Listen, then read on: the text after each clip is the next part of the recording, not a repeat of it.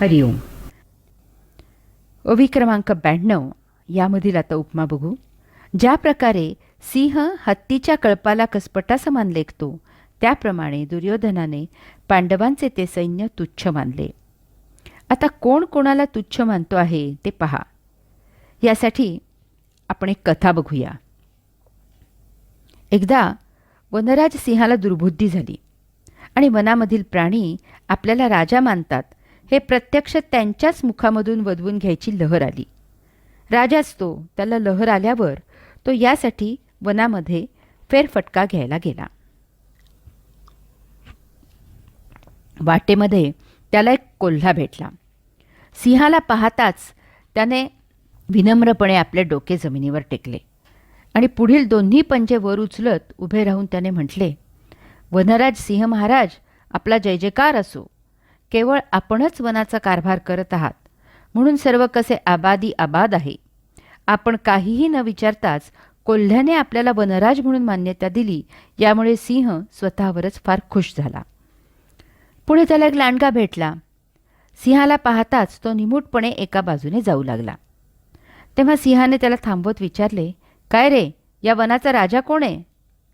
त्यावर जरा चळचळा कापत थरथरत लांडगा म्हणाला, महाराज, निर्विवादपणे आपणच या वनाचे राजे आहात. असे म्हणून सिंहाची परवानगी घेऊन तो निघून गेला. ते ऐकून सिंहाला महा आनंद झाला. पुढे त्याला एक चित्ता भेटला.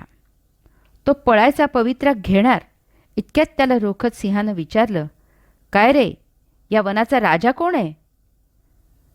त्यावर चित्ता कृत्रिम हास्य मुखावर आणत म्हणाला, राजाजी, आपणच या वनाचे राजे आहात. यामुळेच तर मी दररोज वेगाने पळायची सवय करत असतो. यामुळे सिंहाला फार संतोष झाला. त्यानंतर समोरून एक हत्ती आला. तो आपल्याच नादात चालला होता.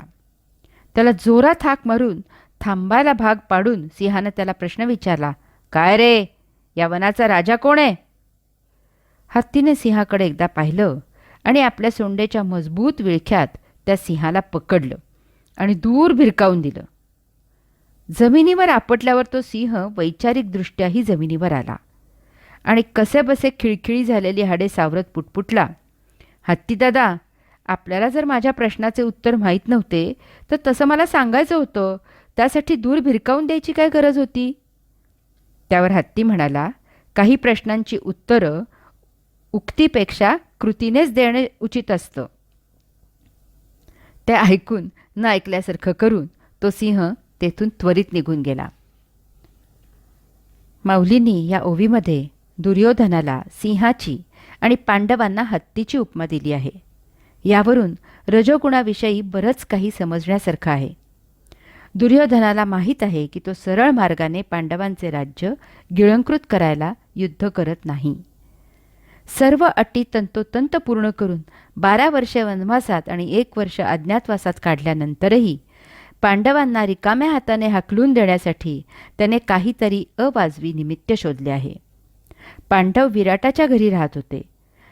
तेव्हा आम्ही त्याचा ठाव ठिकाणा उघडा केला आणि त्यामुळे अटीचा भंग झाला आहे आणि त्यामुळे आता त्यांनी द्यूतामधील अटींप्रमाणे पुन्हा 12 वर्ष वनवासात आणि 1 वर्ष अज्ञातावासात जावं, असं त्याचं म्हणणं आहे. वास्तवात तसे काहीही घडलेले नाही. रजोगुणाच्या आत्यंतिक टोकाला आहारी गेल्यामुळे हे तो कबूल करायला तयार नाही. परंतु हे तो स्वतःही चांगले जाणतो. यामुळे त्याला स्वतःमध्ये मानसिक बळ अवसान टिकवणे आवश्यक आहे. त्यासाठी स्वतःच स्वतःला मानसिक दृष्टीने सावरण्यासाठी तो पांडवाचे सैन्य तुच्छ मानत आहे. हरिओम.